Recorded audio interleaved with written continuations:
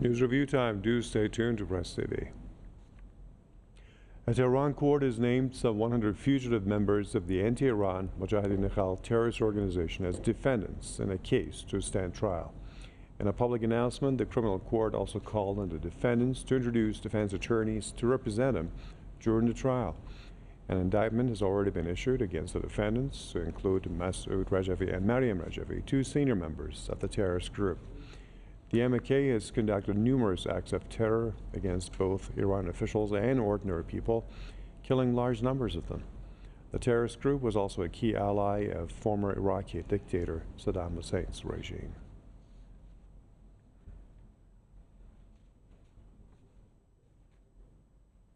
I got a couple of guests to invite to discuss this issue with them. Majid Tafrashi, historian, researcher, and writer, is joining me from London. Alsey Yazeci, historian and social activist, is joining us from Tirana, Albania. Good to see you both, gentlemen. Now let's go to Majid first. Let's begin with MKO or MKO and who they are and what their cult is all about. Yes.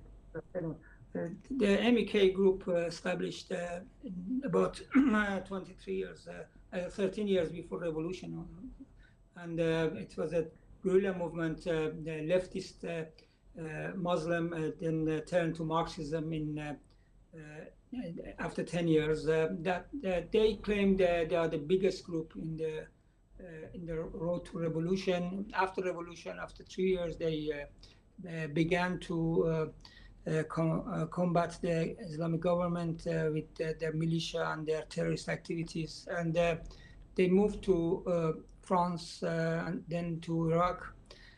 And the recent act of the judiciary system in Iran is obviously a right action, but it's a bit late, and it has to be cooperated with other factions who have claim against the MKO.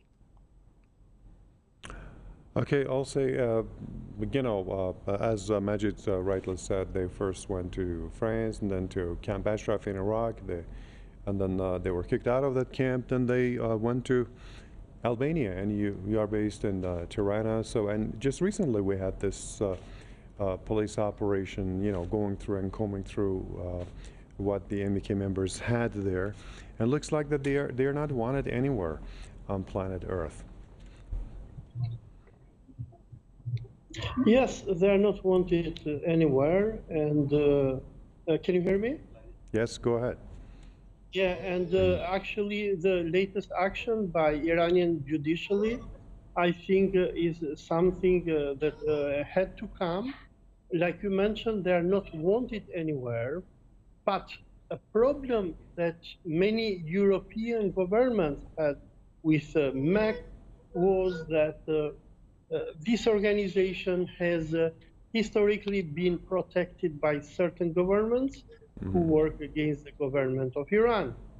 These people, like you mentioned, that they're not wanted anywhere. They are not wanted for two major reasons. Number one is their involvement in the terrorism against the Islamic Republic of Iran, and the other one is their human rights abuses.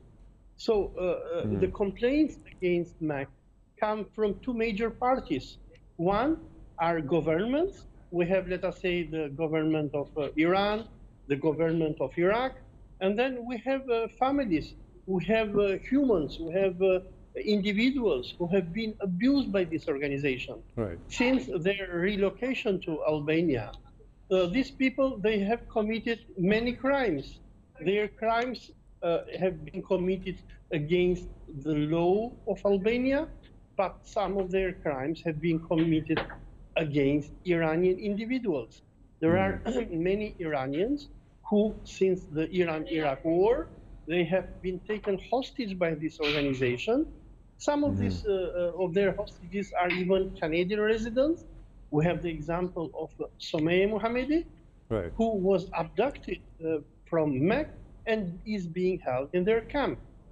Okay.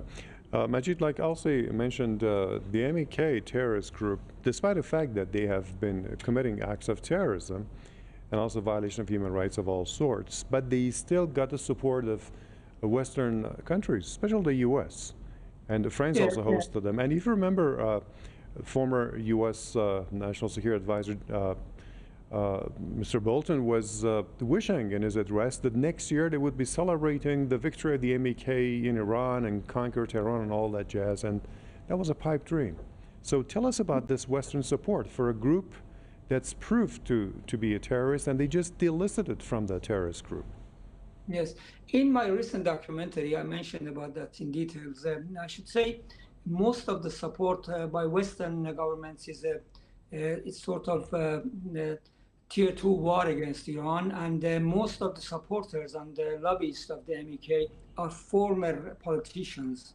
There are some backbenchers from British Parliament or some member of the European Parliament, but most of them are former politicians. For example, Mr. Pompeo, when he was the Secretary of State for Foreign Affairs in the United States, he never accepted Mariam Rajavi to go to the United States for even for 1 day. But soon after that, because of the money they paid him and the other considerations, he went and talked in Paris and talked for them as well. Also, Mr. Pence and Mr. Bolton and some other people, and Mr. Giuliani. I want to add something to the other guest Sure. who said about the obstacles of the MEK to go in other European countries. There are human rights abusing against the MEK claims, and also the terrorism activities from their side. Also, there are lots of other criminal activities like human trafficking, money laundering, and arm trafficking, and many other things. But one of the main reasons that never mentioned in media, but it's mentioned in different kinds of the think tank reports, was the mental situation of the MEK supporters and members, that they don't want these 2,000-3,000 people come to single country in Europe with this huge problem with their mentality. And that caused a lot of trouble for European citizens as well, as already did in many cases. Okay. Also, you mentioned some violations of human rights by the MEK members and also the victims that they had. Let's talk about that a bit more. Yes. When MEK... Majid Tafrish, if you could allow me to ask also about this, and then I'll get back to you. Because I can't see. So the Mujahideen, they have committed many human rights abuses. We have hundreds of families in Iran, in Europe, in North America, who have their members who have been taken as hostage by Mariam Rajavi. Some of them have been taken hostages since the last 30 years, some since the war between Iran and Iraq. And these people, they have never been allowed to go free. So these are gross human rights violations. And one of the reasons why no Western government accepted to take the Mujahideens, but Americans choose Albania, it is because Albania has a very weak legal system. In each and every Western government, if you host the Mujahideens and they do the human rights abuses that they are doing, they will create a massive legal problem for the host country. Okay. If the Mujahideens were to be hosted, let us say, by United States or Great Britain, they will not be allowed to do what they do. Right. And this is what the Iranian judiciary is doing, is a right step to legally tackle the criminal and terrorist activity of this organization. Okay. Okay, also let me give Majid 1 minute also for his concluding remarks. Majid, go ahead. Yes, this act of criminal procedure against MEK is a very good action, but as I said, it's a bit late, but it must be in cooperation with other factions as well. The Iraqi people are main victims as well. They lost their money for 17 years. The MEK looted the Iraqi oil by Saddam Hussein's order for 17 years. And also they cooperated Saddam to killing Kurds and Shias in 2 intifada in Iraq after the war, and also cooperated with Saddam against Iran. They killed almost 17,000 Iranian civilians inside Iran, and they tortured and prisoners and killed their own members in Iraq, in Albania, and in France.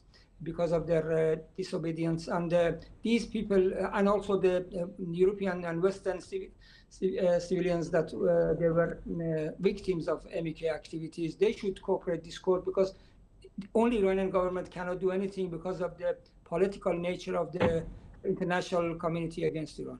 Okay. Thank you so much for your comments and input. Majid Tafrashi in London and Alsay Yazaji in Tirana. And that's it for this episode of the News Review.